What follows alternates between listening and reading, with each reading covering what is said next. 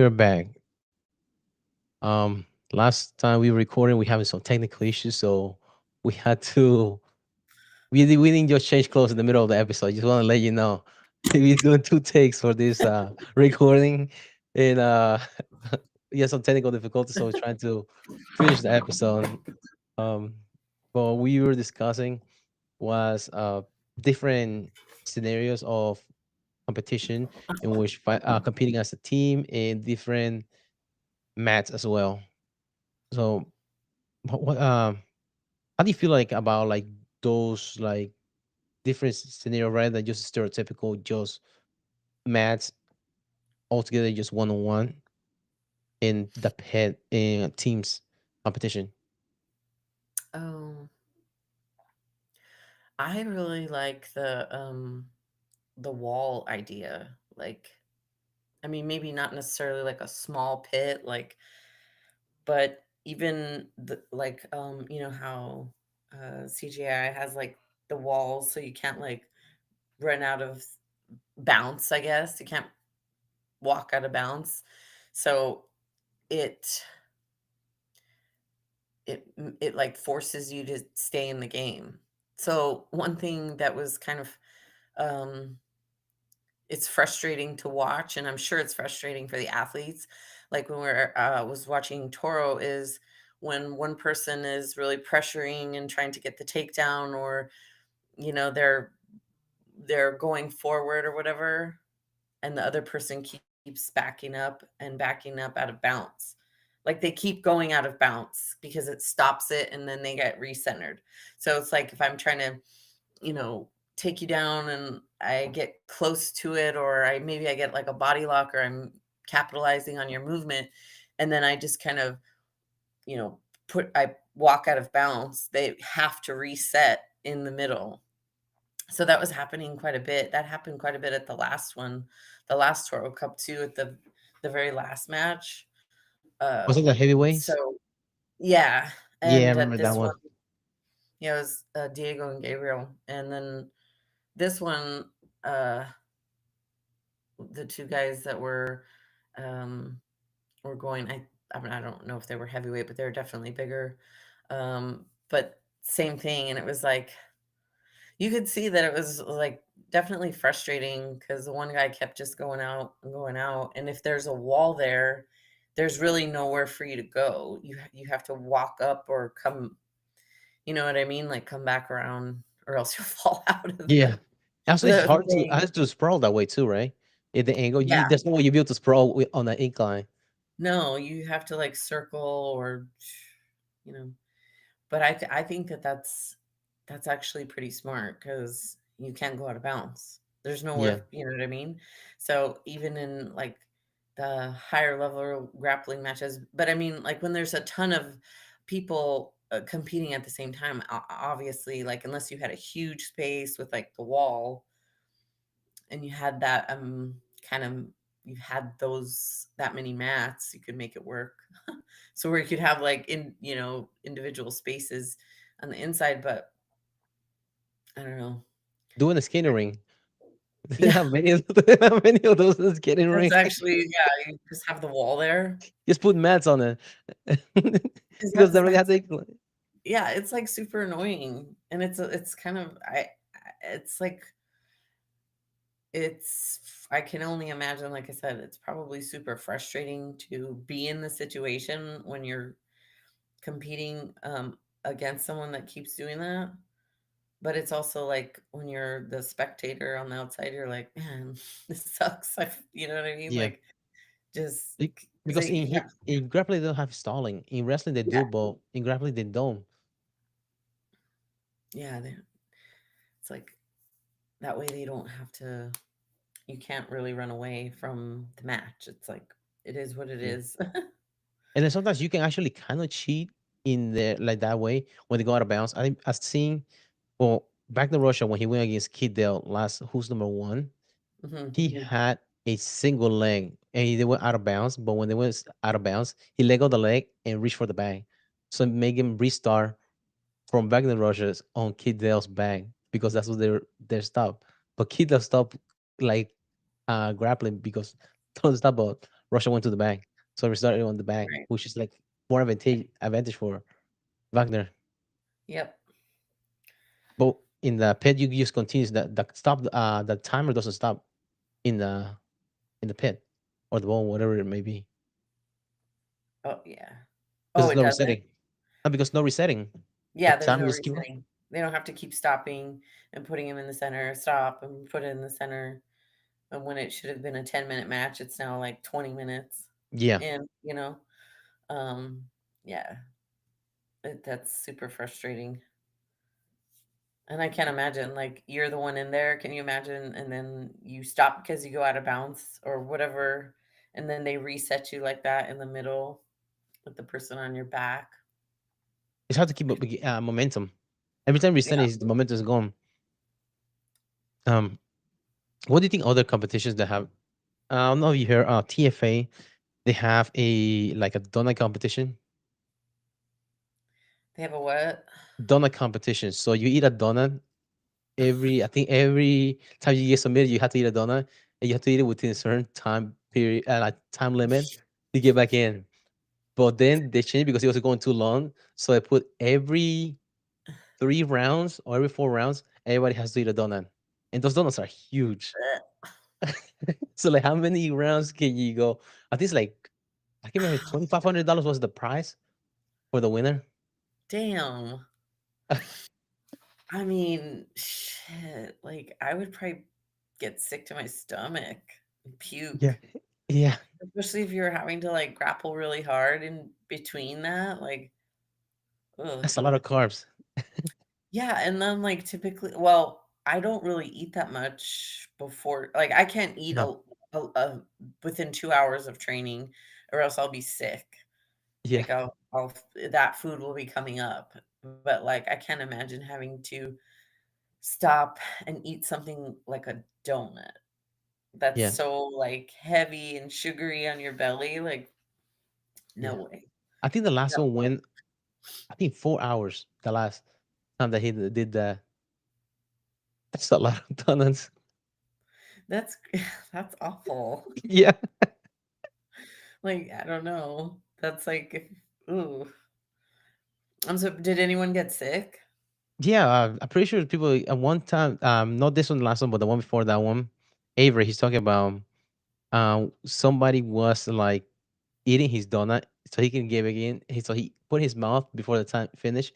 He jumped in. He got caught in a darts with a donut in his mouth. Oh my Like, oh no, he's gonna die for sure. They're gonna lose their insurance in the gym because of that, because of the donut right? getting choked He's up. gonna choke to death on the donut. Yeah. Oh my god, dude. I'm pretty That's sure. crazy. I'm pretty sure. I mean, your stomach just getting stuff. Yeah, you'd be, like, bloated and, like, sugary, like, you know, when you eat donuts too, like, for me, like, if I eat shit, if I even eat, like if I was to eat, like, 2 back to back, like, it's, like, hard to breathe after, and it's, like, just from the sugar itself, like, I can't imagine having to eat and then go balls to the wall training, Yeah. like, trying to grapple somebody. Okay, man. That'd I'm be pretty sure cops awful. would be good at it. They're perfect. Like this is a regular day for them. They eat donuts and chase people. Right? Or do they? I mean, like, Just let them go. We'll give us a station later. just tase them. Now, That's what do you okay. think about other competitions? John Wick matches. Have you seen those Mm-mm. when they wear a suit? Oh, yes, yes, yes. Okay, yeah, yeah, yeah. I've seen those. What do you think Uh, about that? I mean, I guess what is the purpose of it? Like, to see what it would be like to fight someone in real life, like, in a In the like, gi? But in photos? I think TFA they did one as well. They had 3 rounds. First round, uh, jiu-jitsu, straight jiu-jitsu. Second round was a simulation with a knife, and the Mm. third one was like overtime. So they will be grappling, and it will be a random. They'll throw a gun in there with a blank, and whoever gets the gun and shoots the other one wins. See, I think that would be kind of, like, kind of interesting and fun because it's sort of like real life-ish, Yeah, you know, practical. practical. Mhm. And, you're not gonna be in your like jujitsu gear when you're just walking around in the streets if something was to happen like that. So, I mean, that's kinda cool in that Mhm. aspect. But you've seen like the like phone booth jujitsu or Yeah, when the you're ones in like the car. yeah, in the car. Yeah, I mean, my I manager guess somebody tried to like mug you. jack your car or something while you were in it. Yeah, my manager, my work, she said she goes to a different gym, and she said one of the guys at her gym, he was practicing for a competition for that, like a car jiu-jitsu. So he was in the parking lot, go with somebody else like that, and they got the cops calling them because they were fighting for it. They're like, "Oh, somebody's getting mugged over there." They're fighting, and they're trying to like pull each other, like tying their seatbelt under each other's neck and stuff. Oh my god, that's hilarious. The cops show up and they're like, "No, we're just preparing for like a jujitsu match." What are you guys doing? Pick a better hobby. Hilarious. Oh my god. What a story that would be. Yeah. So Maybe you have to go show up to a judge for that. I can't imagine if they ticketed you, like, you're not But really, like, doing anything illegal. yeah, If and somebody none thought nobody's pressing somebody thought charges. huh? And nobody's pressing charges either. Right. But yeah, A concerned citizen. yeah, they send a security guard over there.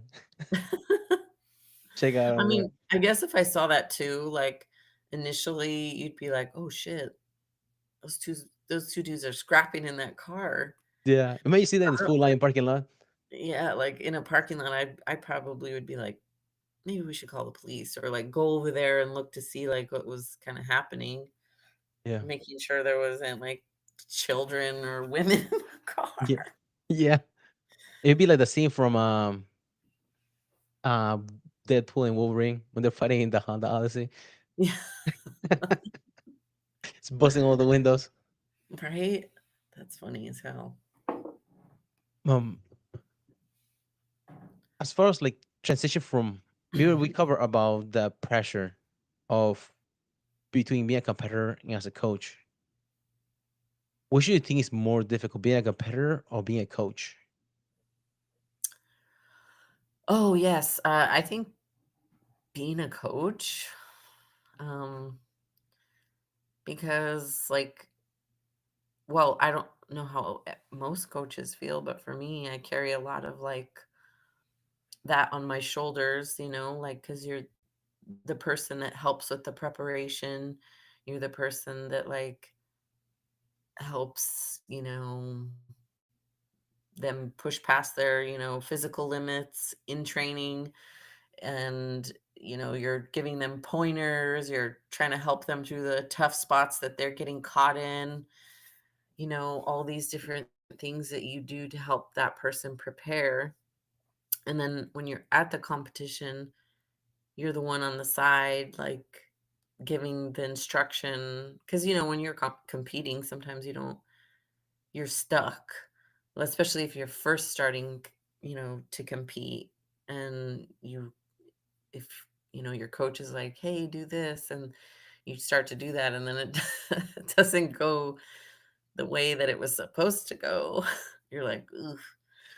But so I feel like that's, tougher in that aspect because for me, I just want the best for them, and of course, you want your student to win, and I just want them to have a great experience, if anything, like, and take something really amazing home from that experience. Like, I tell them all the time, like, either you're gonna do it once and love it or you're gonna do it and absolutely hate it. Like, it's either gonna be something that you wanna do again, or it's gonna be something that you're just like, "This is definitely not for me." But every person that, I've ever, like, encountered that did a competition, they didn't just do one and done.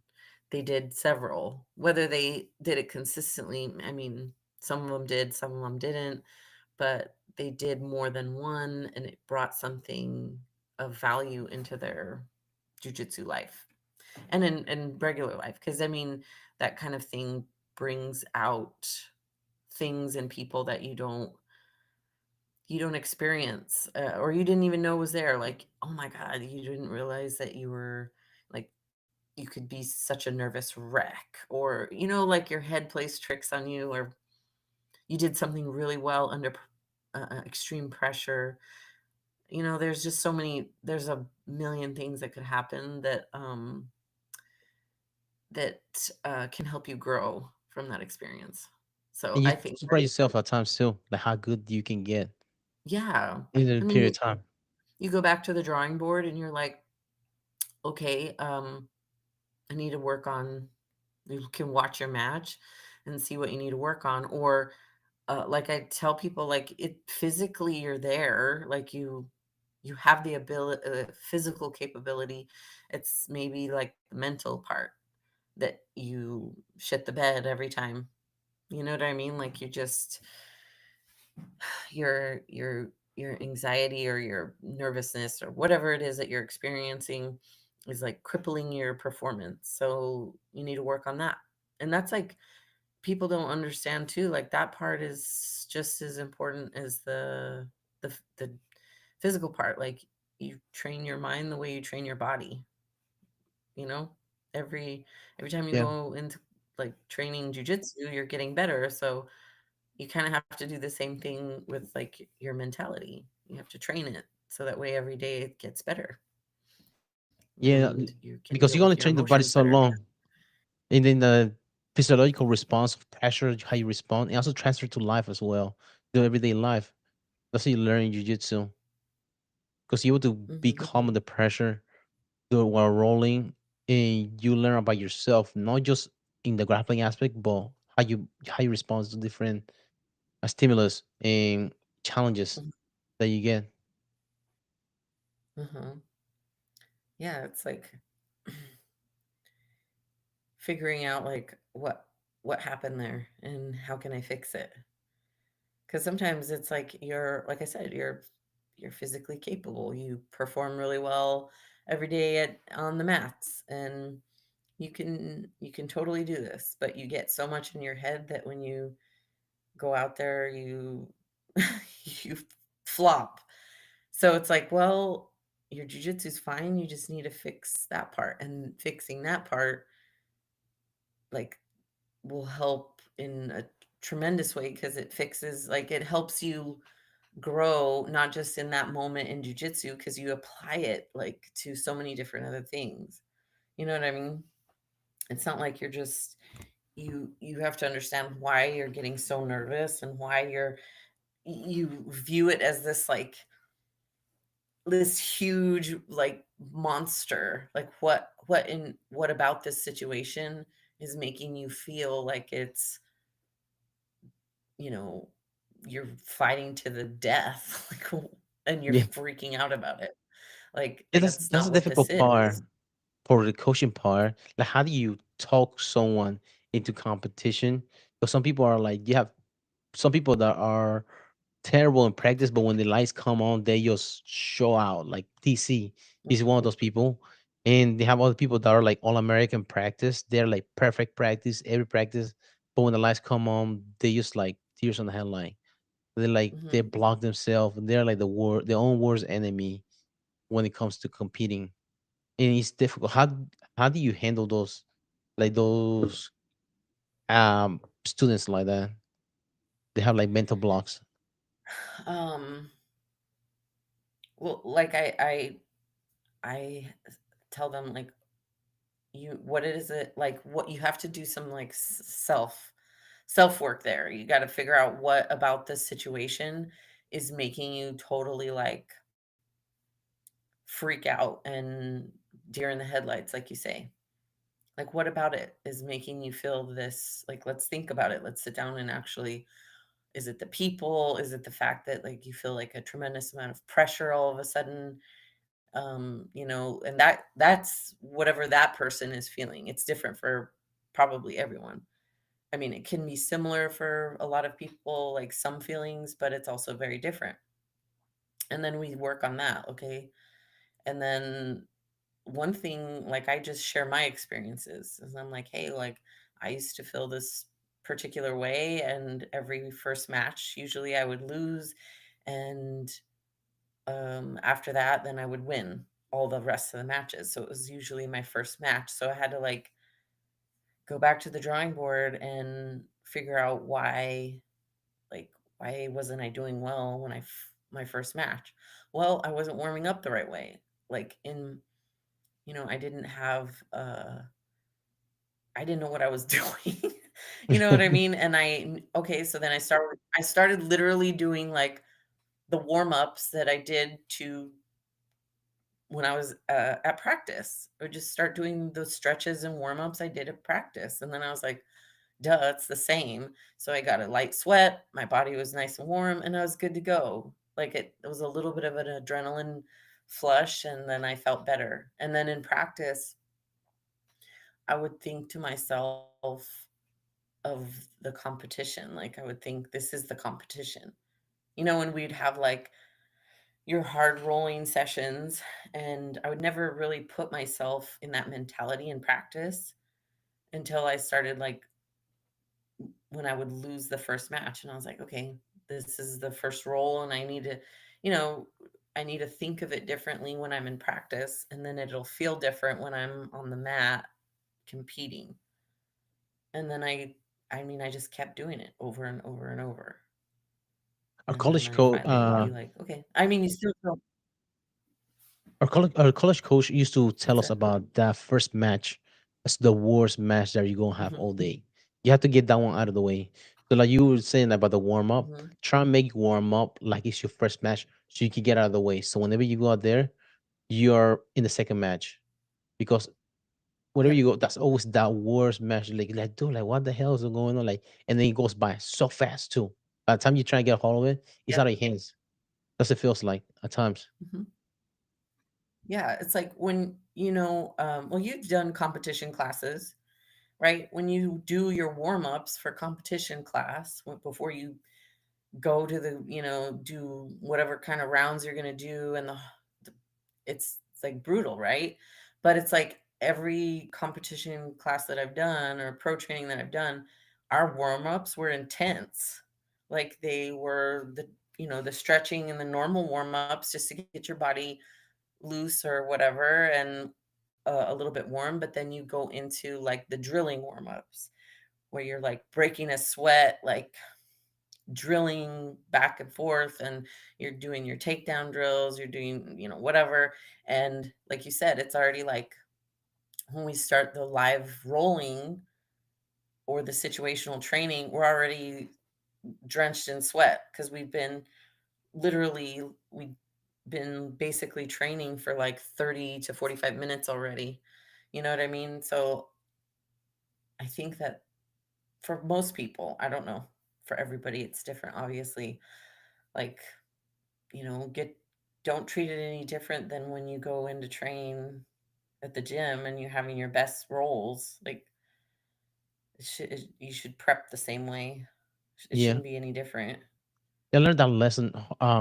Competing jiu-jitsu, you say approach it like the competition class. So usually 45 minutes before like my match, I just go and get my calisthenics, try and get some drills and going on, and then eventually when it's like really close to it, use some stretch. But I usually have a watch that have my heart rate. I want to keep a heart rate above 100. So whenever I go on the mat, I know I don't feel like that jump. Mhm. Whenever you feel like you jump on the mat, start going. And so if I do feel that jump, I know it's adrenaline. It's not because I'm getting tired. Because I've already been doing this for 45 minutes, or like in my heart has been staying in that zone. I'm not wearing myself out. I've done this 4 hour practice before, and this match is just the match that I had to get through, and you just knowing you getting to know your body as well. Yes, like the way now that I do, like if I'm competing now because I'm older, is like my preparation is slightly different, but like um It's not as super intense as it used to be when I was like in my 20s. You know what I mean? Like, still, you're getting a sweat. You're still, you just have to like know what it is that you need to get to how you, when you step on the mat, like where you feel your best. Like you said, it's already the second match. Yeah, and how much efficient do you feel that way when you approach practice that way? You're just like surgical practice instead of just going balls to the walls and hitting every single corner. How do you feel now? I feel great. Especially Like, the next day. yeah, like, well, now, like I don't like things have changed over the years, right? So like I don't really care to listen to music. I like to be very present and in the moment right there. And I don't like to kind of like be distracted by music because then my heart, like my adrenaline goes up, or your heart rate goes up and down. I just chill. Like I like to be relaxed. I don't care to listen to music anymore, which I used to long time ago, and I focus a lot on like um uh, getting really like stretched out, making sure that my hips feel good, my knees, like my shoulders, and then I'll get a really good warm up in, and then I stay warm and I stay stretching. Like when before it was like I need to do like this set of, I was like, I had a certain amount of drills I like to do, boop, boop, boop, like every single time. And I'd be super sweaty. And I'm like, I don't need all of that now. I needed it then, but now things different. It's just different. Yeah. But There's I a still guy, feel really good, like either way. Haldane. He's now you said bring that like you are like some specific time of warm up. He he like one of the important things that he I learned from him was of the pressure thing, like we talked about earlier. He talked about pressure is a privilege, like because the pressure that we get for competing is different than the pressure in real life other people face. And a basketball player talk about pressure in the playoff. Like pressure in the playoff is not pressure, real pressure. It's all in your head. That pressure is a mother with three jobs, single mother, trying to trying to make money for the rent. That's a real pressure because if she messes up, the kids are on the road, on the street. They don't have nowhere to live. That's real pressure. Competing, he just playing with the ball Yeah, and trying just to keep a score. That's all it is. But pressure that you get from competing is just uh mental, and if it doesn't, it's not factor unless yeah, you let it make it a factor. um about the competing part of having a specific warm up, he was one of those guys that was like really really like OCD with his training. And when he went into the Olympics in mhm, Tokyo, he lost in the semis and he took third place. And he was said, if in order for me to get gold, everything has to do go according to plan. Doesn't mean I practice correctly. I have to practice. Everything should go out the window and still be able to win. That's what you should practice. Not everything has to go correctly according to plan. right. And when will it? Like, Yeah, that's one thing too you learn over time. It's like you could have like all your ducks in a row and then shit just does not go the way you wanted it to. And sometimes yeah, it goes worse. yeah. You go like Or I'll get food poisoning on the way to the tournament. You have to compete. Or like you maybe one time you don't sleep well, you're just like, "Oh, the warm-up went like crap." You didn't, like a bazillion things went wrong and then you just performed really, really good. Like Yeah. just I Another feel thing that you like brought up that's like was the music. That was also important. Like about like a lot of people get their head in the music before their matches and they just like get so wrought up. But I can remember there was a scientist talk about you want to be present within like I want to say 10 minutes before your match. You want to be able to take in the space because you want to separate yourself from the place that you're going to be competing in. Otherwise, you like feel like out of place whenever you start competing. And it's like something I learned yeah, recently. Like you want to be able to breathe in where you are, when you're present, like you competing is not a virtual reality, it's real life. You're gonna compete. So therefore, you shouldn't like try to separate yourself from when you're competing. Right, stay in the moment. It's I think like also like an escape. Sometimes people want to like escape that moment because it feels super uncomfortable and you're Yeah, nervous and it kind of like helps you kind of get away from that the present moment of all this nerves and the fact that you're about to go on to the mat and grapple against somebody, or if you're going into the cage, you're about to fight somebody, you know what I mean? It helps you kind of like disconnect, but like I agree with that that side. It's like for me it's more nerve-wracking to listen to the music than just to be there. Like I'd rather, be talking to my coaches or my teammates, or maybe just like thinking my own thoughts and not like trying to escape my thoughts and how I'm feeling to be somewhere else. yeah. And So, do you think that's the reason why they have walkouts in some matches with the music? oh, to get you all hyped up. Yeah, that's all. I was thought about that because like there's a lot of matches that have like walkout songs. I wonder if that's a reason why they have walkout songs. Probably, Yeah, because and so you feel like super, yeah, you're walking out and you're getting all hyped up. That's your jam. yeah. Do you remember? You're feeling it. You're feeling your Have you heard the story about like people that have dementia that whenever they listen to a song when they were younger, they have memory. They remember like the lyrics of the song when they're despite they have dementia, they only have short term memory, but they remember. I wonder if that's the same. That's probably the reason also that helps during a workout song because you play that song during your practice. Whenever you go out there and compete, you kind Mhm. of put you in the same mental state where you're competing, unless you only listen to that song whenever you're going to compete. Yeah.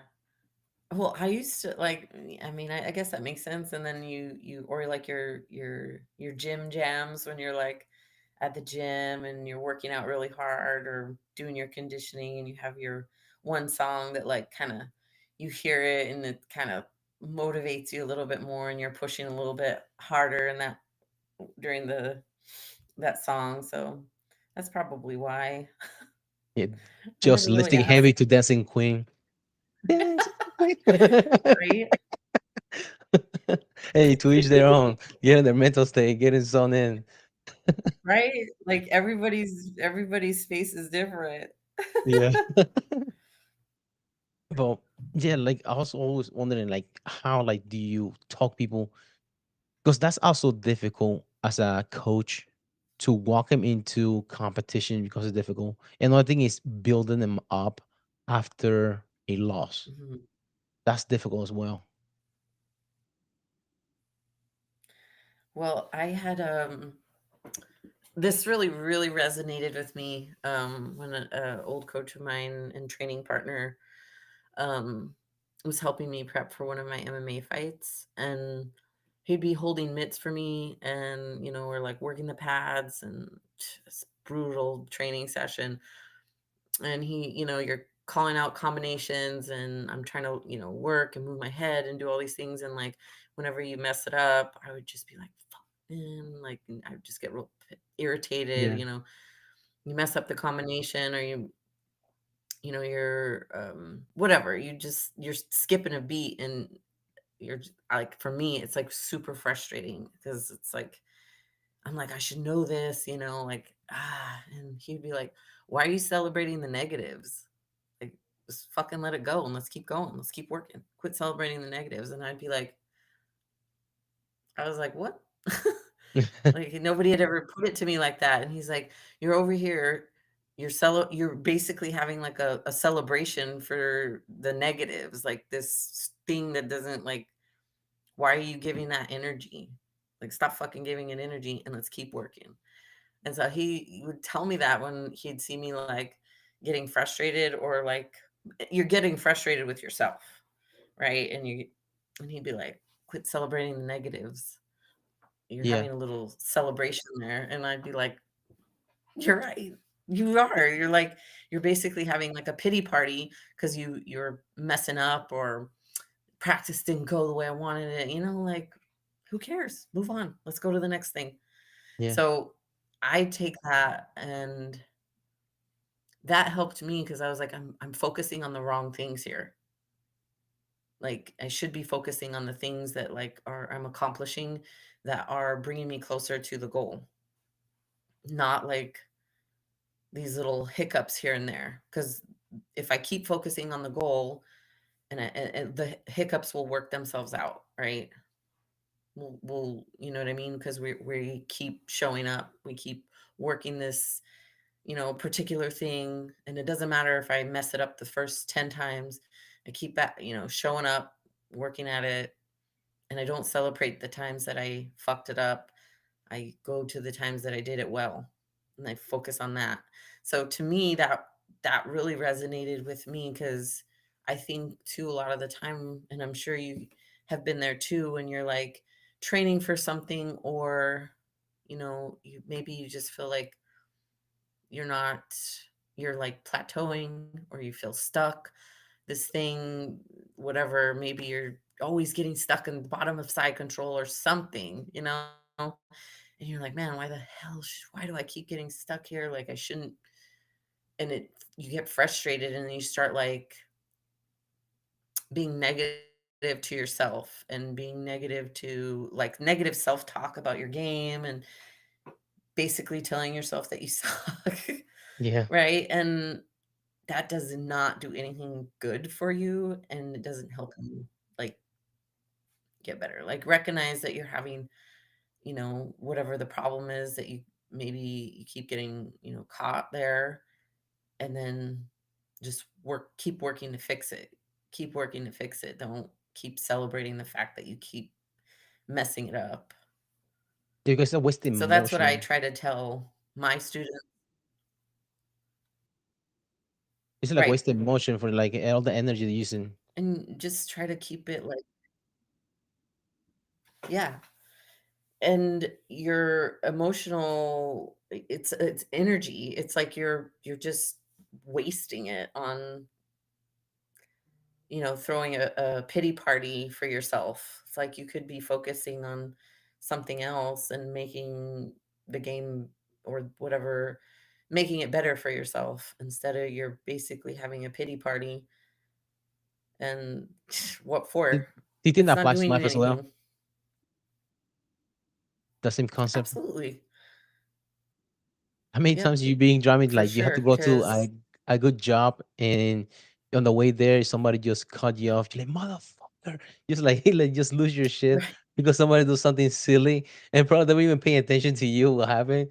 And, you just throwing a fit in your car, but you're, like, on the way to something nice, but you just lost your shit. Like, don't worry about it. Keep on going. right. Yeah, I mean, as exactly. And really, like, if you sit and think about it in real life situation, or it's all real life, but in like day-to-day life situations, it's like if you're putting so much into like some shit like that, it's like, for what? You just like elevated your heart rate, and you just like got a few more white hairs and a few more wrinkles. Just for what? Like, you couldn't do anything about it. It's like, For something that took half a second of your oh day. well. Yeah, and you made it into, like, 20 minutes because you were like, Oh, yeah. I'm gonna write that this like, getting license all plate, and the mad. next time I see him. Yeah, it's like, if anything bad has happened to you in your life and you keep revisiting those moments, "Oh, I should have done this," or, "Man, I wish this," "I was so stupid. You know, even in relationships, oh, I stayed too long, or I didn't do," and it's like, dude, that that event is over. Like, Yeah. the event I has think passed, so same quit. thing in competition. Like Quit. in competition, how many times have you seen somebody that have like really a lot of bad energy after they're done with the match? Like, oh, I should like really pissed off and piss off the other person. Like, dude, you should have used the energy during the competition. You cannot control anything. Yeah. Whatever you do right now is not going to affect the outcome of that match. It's gone. Move on. Mhm. Move on to something It's better. over. Yep. Or, like, people that, like, they're so upset. they get so mad and pissed off if they even sometimes I've seen it when students have won, but they didn't win like the way that they wanted to. They felt they did like shitty and they're so upset at themselves. You can't even like speak to them after. It's like they need the and I get it. Okay, you go through whatever shit you're going to go through, feel it, let it fucking ride and then let it go. Don't let it ruin the rest of your day. It's not worth it. It's not. Yeah. Even at a I would, like, at a very extremely high level of competition, like, what are you gonna do when that moment's over? Win or lose, you know what I mean? Like,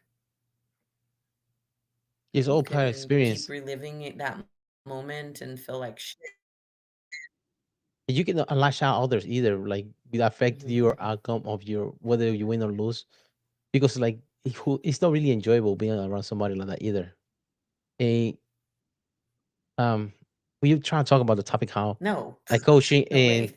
parenting how they kind of like go together and like when we raise our kids we wanted to be like coachable, they wanted to be a good attitude and maximum effort on whatever they do. And same thing applies with competing. If you would like to have those things on their wrap, you'll be able to have better partners, better coaches because you're approachable. You're able to have an open mind for things. But if you are that way and you like make everybody mess around you, it's like nobody wants. Who wants to be around that? Yeah. Yeah.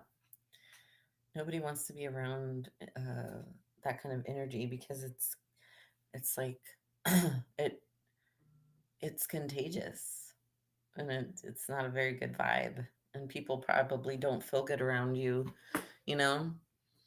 They want they want to be in like a positive environment, not somewhere where like somebody's sucking the like energy out of them, you Yeah, know? It's like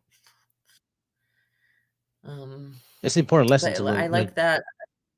Yeah, big time. But it is similar. I like you said like when you're coaching and parenting, yeah, it's I mean, it's not the same, obviously, but yeah, similar in a lot of ways where you want like you want those things for your children as well. And I think of yeah, it as like I do this with my daughter a lot. I try to think of like when, I'm having like a frustrating moment and I'm like, well, what was it like for me when I was like her age? And I try to think like, let me try to reverse the roles so I can try to understand what she's feeling because I don't. You know what I mean? Because I don't want to get frustrated because I don't get it. You know what I mean? mhm, And then I'm like, okay, I try to do that with my students because it's like sometimes you'll show the same thing over and over. And I'm like, why don't you get it yet? Like you've done it like 1,000 times. Like, well, and then I'm like, I think back to when I first started training, and I remember trying to do the triangle so many times and just trying, like, I would get it on like somebody's head. I would not have their arm, or, like it just, I can't remember. I just failed so many times on understanding how it worked. And I'm like, okay, I can't be too hard on them because I remember what it was like to to be in that situation and struggle in the beginning. So you got to remember, like, kids barely understand their emotions in general. Like, most adults don't understand their emotions. So it's like, how can I be upset with somebody who's can barely figure out why they're upset themselves? And here mhm. I am getting mad because she doesn't get it. Like, that's stupid. Yeah, like a perspective is a big thing, like I for try to, coaching and parenting. you know, put it, yeah, big time. Um, because as a coach, like usually trying to like, be part like as a bigger picture. But as a parent, you like learn to zoom out, like just focus on long term growth and not just like a daily setbacks as a parent. Mhm. because like you were saying, like Yeah. how you trying to remember how you were when And the you were same that thing you age. could say about mhm, right, because you remember being, like, a 10-year-old or a 9-year-old, like, you didn't know shit. Oh Like, yeah, you thought, like, like, the smallest things were the world to you. You didn't yeah, have a bigger picture of anything else. And I think a lot of the time too, like, you could say the same thing about, like, students in the beginning because they don't have all the pieces to the puzzle, so they can't really see the big picture. They don't really get it. They don't get how, the sequence of techniques chain together and if one's not working, you can fall back on, A, B, and C, whatever. And they don't see that big picture yet. So, I mean, you yeah. can't really get Especially frustrated. like something simple. You Like just have sometimes to be there are like a patient. simple technique. Like I was talking to a guy that was getting stuck in this position. I was telling like just shrimp. It's like what? Like just shrimp. It's like oh, so that's what we do shrimps. Like yeah, that's what we do shrimps. For the places like that, you're stuck like that. You can just bring your feet up and just bobbing out. Like no, just shrimp. That's simple. Get your hips out of there. It's that simple. I was like oh, but like just having the perspective of just more movement, the big Yeah. difference Why are in you the game.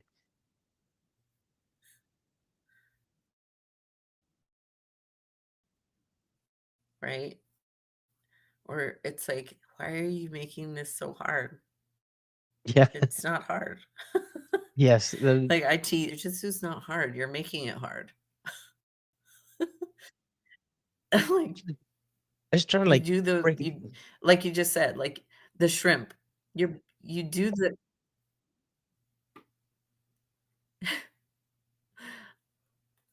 like you do the movements, like the hip escape. You do it in most of the shit that you do when you're rolling, Yeah. right? So do it. Yeah, it's hard to see for them. Oh, scheiße.